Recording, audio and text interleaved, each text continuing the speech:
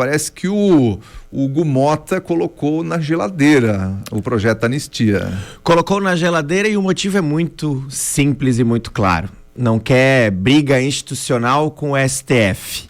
Tá aí, Hugo Motta, mesmo tendo a maioria de assinaturas dos parlamentares pedindo para que se vote, Hugo Motta está segurando. Inclusive tiveram uma reunião com os líderes das bancadas, que representam aí mais de 400 deputados, porque algumas bancadas acabam não tendo uma liderança pela questão da quantidade de parlamentares. Fizeram uma reunião com os líderes de bancada e Hugo Motta acabou dizendo, olha, nesse momento não é prioridade para o parlamento, temos as questões que envolvem aí a questão do imposto de renda, temos outras pautas que são prioridade para o Congresso, então a questão da anistia fica para depois. Mas o que se fala muito nos bastidores é que Hugo Motta tomou essa decisão justamente porque não quer uma briga institucional com o STF, não quer ficar de mal com o Xandão, né? Essa que é a grande realidade. Enquanto isso, pessoas estão lá presas, né, com penas absurdas depois de tudo aquilo que aconteceu no dia 8 de janeiro. O Congresso, mais uma vez, não está atendendo ao apelo da população, porque é perceptível, né? É só olhar nas redes sociais, é só olhar os movimentos que existem hoje no Brasil, que a população, ela quer que o Congresso resolva isso de uma vez por todas. Mas, de acordo com o presidente da Câmara dos Deputados, essa não é uma prioridade na pauta do Congresso. A prioridade é a pele dele, né? Porque a família de Hugo Motta, inclusive seu pai, envolvido em corrupção lá da terra de onde ele vem lá, e há também rumores de que o pai dele estaria sendo ameaçado. Olha, se você botar, no momento que você botar para votação, teu pai vai preso, enfim, né? E é isso que dá poder, tanto poder para uma pessoa e pessoas que têm o tal do rabo preso com o Supremo Tribunal Federal. E é isso que se tornou Brasília, né? Na verdade, as grandes lideranças hoje em Brasília, aquelas pessoas que ocupam as posições de tomadas de decisão, elas acabam tendo muito rabo preso, acabam tendo muitos passados, e esses passados acabam prejudicando ações como essa, que seria muito importante para o Congresso brasileiro neste momento. A grande verdade, né, Odair, hoje nós temos lá 513 deputados federais, mas é um grupo muito pequeno de deputados federais que de fato tomam as decisões em Brasília. A gente olha, 513 deputados federais representando o Brasil. Olha, se tiver lá 50 deputados federais que sentam na mesa para decidir de fato, é muita coisa. Eu vou com frequência a Brasília até por estar como prefeito e acabo transitando com frequência lá no Congresso, e você percebe assim claramente, nitidamente, quem faz parte do alto clero e quem faz parte do baixo clero. O baixo clero fica andando para cima e para baixo nos corredores, participando das audiências públicas, nas reuniões de comissão. Os do alto clero você nem vê passando nos corredores, eles ficam só em áreas restritas e tomando as decisões, como por exemplo essa, com o Hugo Motta, e geralmente são os líderes de bancada que acabam dando a sustentabilidade para o presidente da Câmara ou do Senado tomar as suas decisões. Pois é, porque os líderes, eles vão lá, só orientam a sua bancada, votem assim. E aí o camarada nem lê projeto, nem vai lá e vota de acordo com a orientação da sua presidência. Quando vota, né? Porque tem muita votação que é simbólica, inclusive, lá em Brasília, né? O parlamentar não precisa nem digitar o código dele, não precisa nem dizer sim ou não. São votações que são indicações por parte do líder da bancada e acaba indo todo mundo, e é isso aí. E tem muito parlamentar que nem sabe que está votando lá também. Isso é muito comum. A gente escuta, às vezes, parlamentares, principalmente em determinadas pautas, né? Eles acabam indo na onda. Então, quem inclusive é uma grande liderança hoje, que se tornou uma grande liderança nas pautas econômicas, é o deputado Gilson Marques aqui de Pomerode. Tem muitos deputados federais que votam de acordo com aquilo que o Gilson vota. Então, se o Gilson tá votando, eu vou junto, vou votar com o Gilson porque eu confio neles e sei que ele entende da pauta. Mas é assustador, né? Afinal de contas, o custo do Congresso é um custo altíssimo. Para você manter uma Câmara dos Deputados, são muitos impostos que nós pagamos aqui com o nosso suor do trabalho. E quando se chega lá, 513 deputados federais... a dedicação...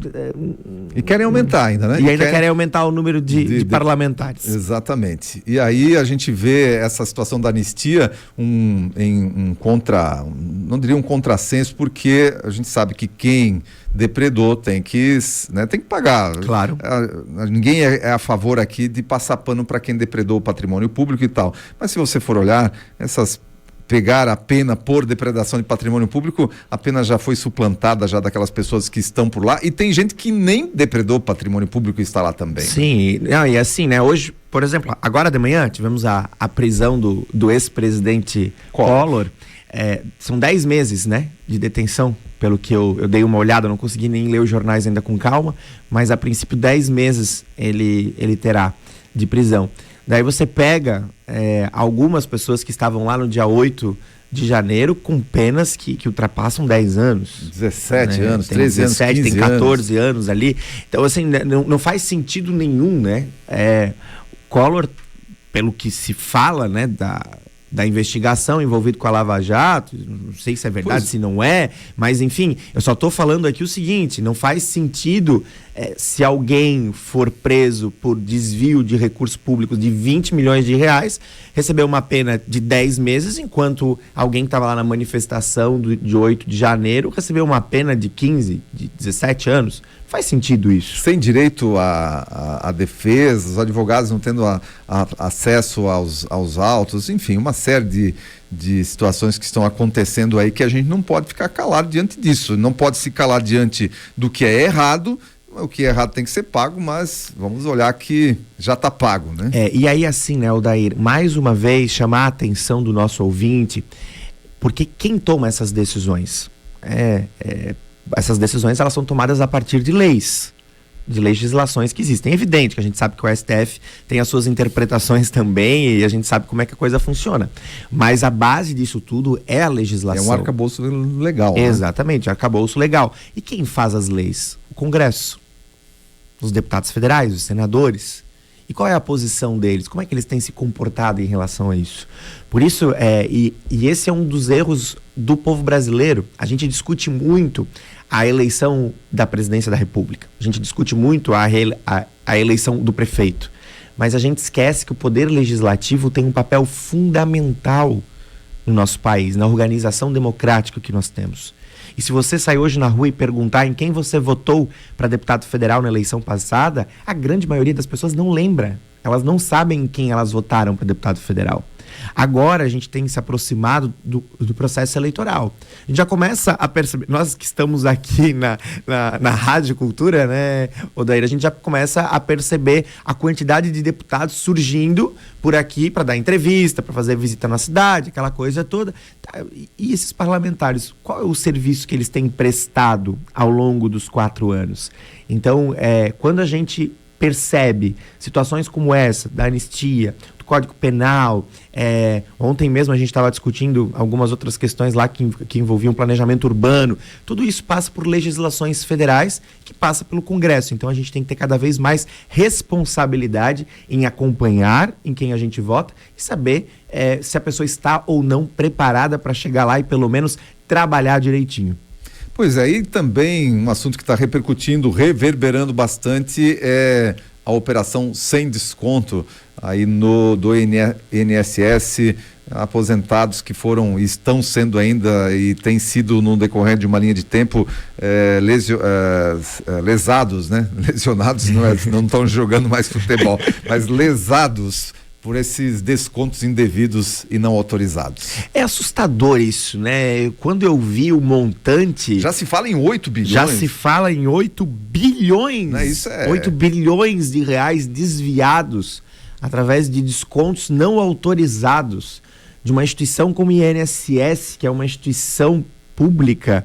E isso é assustador. Isso não... Quando eu vi a notícia, não, e assim, né, daí não é uma coisa que aconteceu durante um mês, né? Pelas informações aqui, poxa, começou lá em 2016.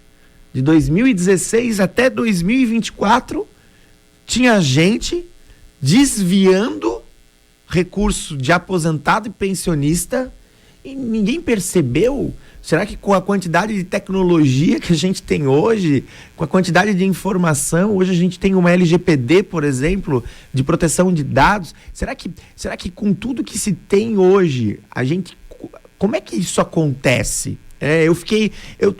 Eu ainda tô impressionado com essa notícia. No Brasil não dá pra gente mais se impressionar com quase nada, né? Exatamente. Só com o meteoro mesmo a gente se impressiona. Só com o meteoro a gente acaba se impressionando. Mas, poxa vida, 8 bilhões. Esse é dinheiro que não dá nem pra... Dá nem para imaginar, se tu olhar, eu não sei nem quantos montes de dinheiro que dá 8 bilhões de reais, né? E demorar tanto tempo para se descobrir. Então imagina quantos aposentados e pensionistas que receberam a menos. E vamos lá, um desconto de, seja lá 5, seja lá de 20 reais, é indevido e faz falta. Não, eu recebi aqui de um ouvinte, a folha era R$80. 80 reais? 80 reais. Imagina, 80 reais. Olha a quantidade de dinheiro que é para quem recebe um salário mínimo. O percentual de 80 reais. Olha, eu quero agradecer aqui o Wilson Dirksen, né, diretor-presidente da Papelão Timbó. Ele está dizendo aqui, ele é totalmente contrário à reeleição. Ele diz, olha, acaba com a reeleição que muita coisa se resolve nesse país. Eu tenho essa impressão também, faço essa defesa. Agora, como executivo, na condição de prefeito, a gente acaba vivendo na prática, né, a responsabilidade. E uma defesa que eu faço é que o mandato do prefeito, ele deveria ser um mandato entre 5 e 6 anos de duração. Se nós tivéssemos um mandato de 5, 6 anos sem reeleição, tenho certeza de que o município iria rodar muito melhor, porque hoje, na estrutura que nós temos, o primeiro ano do mandato, o prefeito conhece a casa, conhece a estrutura, começa a se organizar a equipe, até encaixar a equipe demora um pouquinho. No segundo ano, ele começa a fazer os projetos. Ocorre que o segundo ano do prefeito na verdade, o 4º ano do governador e do presidente. Então, para tudo. Quando chega no 3º ano do prefeito, ele começa a licitar as obras. E quando chega no 4º, já tem eleição de novo e para tudo de novo. Então, na estrutura que se tem hoje, de eleição de 2 em 2 anos, e um mandato de 4 anos, com a situação da reeleição que te trava muito, realmente é difícil o negócio ir para frente. Tem que mudar, essa legislação tem que mudar, eu defendo também. Muito bem, Arão. E a gente torce aí para que esses recursos, estão falando em devolução agora, não, vamos devolver 500 milhões já nos próximos meses, mas devolver tirando do bolso do próprio contribuinte. Exatamente. Tem que devolver... Vai devolver com caixa do INSS. Não recuperando de quem roubou do INSS. Aí que tá, né? E para onde esse dinheiro todo foi, né? 8 bilhões de reais. A gente sabe, né? A gente sabe. E são já muitos anos que isso acontece. Cresceu... Para você ter uma ideia, estava buscando informação também, de 2023 para cá, 8.000% cresceu as reclamações de desconto indevido. Nossa Senhora. De 1º de janeiro de 2023 para cá, já existia, claro, né, tem que ser realista, já existia, mas houve um crescimento de 8.000% nas denúncias de descontos indevidos nas folhas de pagamento aí dos aposentados. Mas olha só, se foi de 2016 até 2024, foram 8 anos ali, então se foi 8 bi, então significa 1 bi por ano. 1 bi por ano. É muito dinheiro. É muito dinheiro. Arão, amanhã tem Combinado do Arão, ao vivo aqui na Cultura. Estamos aqui amanhã, a partir das 8 horas da manhã, coladinho no Repórter Cultura. Amanhã, Combinado do Arão. A gente vai falar um pouquinho sobre Papa Francisco. Vamos receber aqui o padre Osmar de Batim, que é o padre pároco de Ascurra, justamente para a gente falar um pouco sobre a história de Francisco e também os seus ensinamentos. E além, é claro, de informação, da participação da comunidade, de música boa e com certeza a audiência de todo mundo aí que nos acompanha.